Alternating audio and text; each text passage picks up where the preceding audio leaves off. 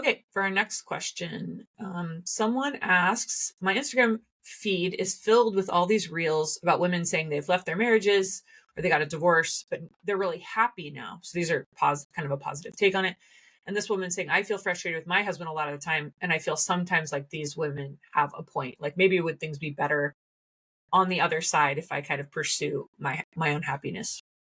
Well, it's interesting because we often say it them before us, and we said it in our second book about instilling a biblical worldview in your children, raising conservative kids in a woke city, that you become what you behold. Whatever it is you are looking at, you are going to become like that. And I will tell you who understands that reality. It is social media algorithms.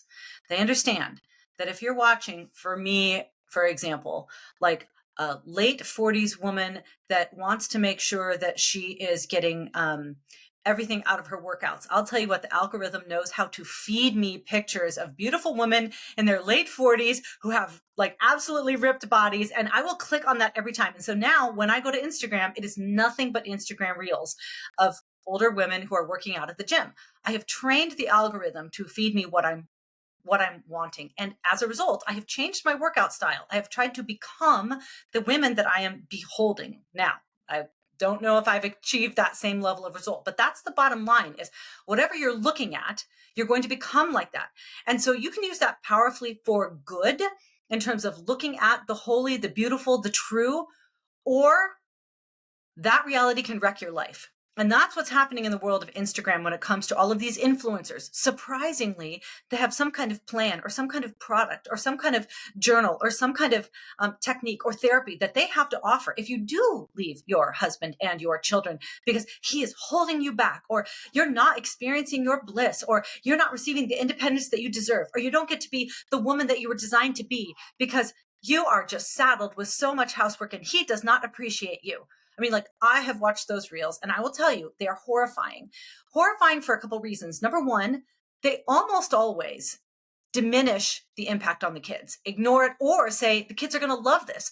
What the kids really want is they want you to be happy. That is such an old lie. That is a lie that we've been using since the rise of no-fault divorce in the 70s and 80s, that kids don't need married parents. They just need happy parents. And you know what? We have generations of children whose lives have been wrecked because adults believed those lies. And now it's being recycled in sort of this feminist empowerment trend on Instagram. It's poison, ladies. It is poison. And by the way, maybe your husband doesn't do as much housework, but are you figuring out the insurance? Are you working on the security system and home protection? Are you doing the auto care? Are you doing the yard work and the lawn care? Statistically, men do more of those chores. Women do more of the vacuuming and the dishes and the food prep.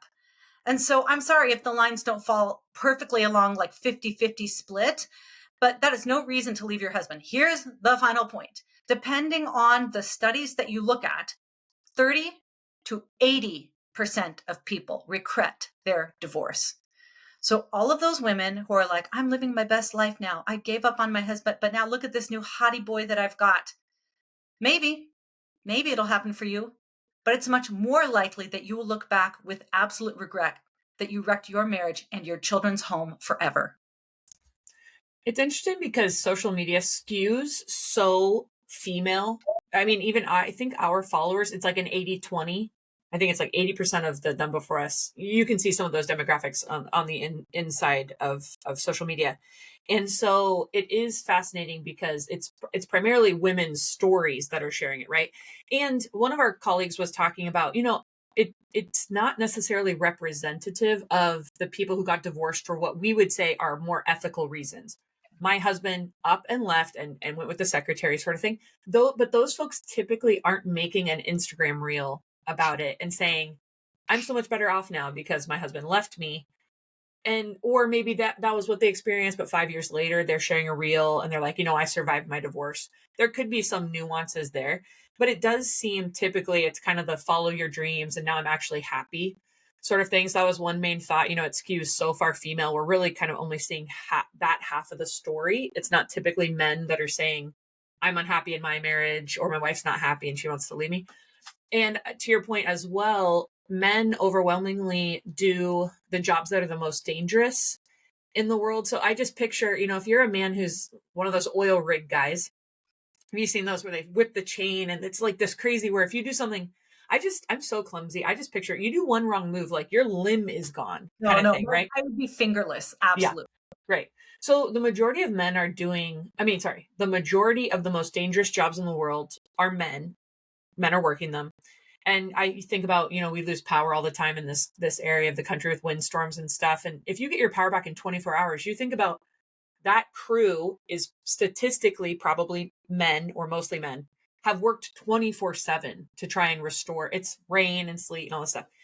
All that to say, it's just if we only look at the side where the woman feels like, hey, he's not helping me as much around the house, it's not legitimate to feel some kind of way, hey, they're not helping me as much with the kids.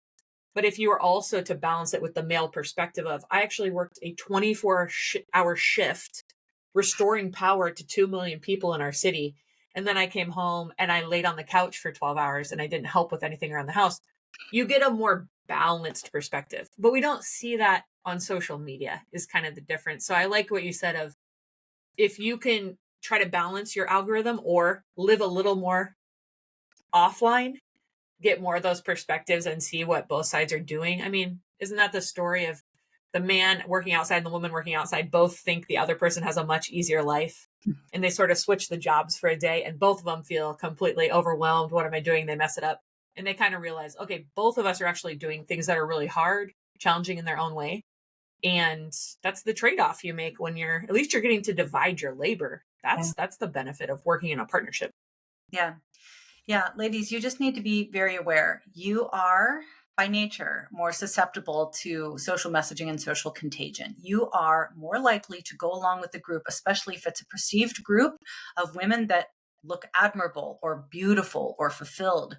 Just understand that that is sort of capitalizing and almost hijacking on a very beautiful aspect of femininity, which is pro-social behavior, wanting to be a part of a group. Very, very good. Just be careful that you're trying to aspire to be part of the right group that is being faithful to your marriage, faithful to your children, and who is not taking this like me above all else mindset.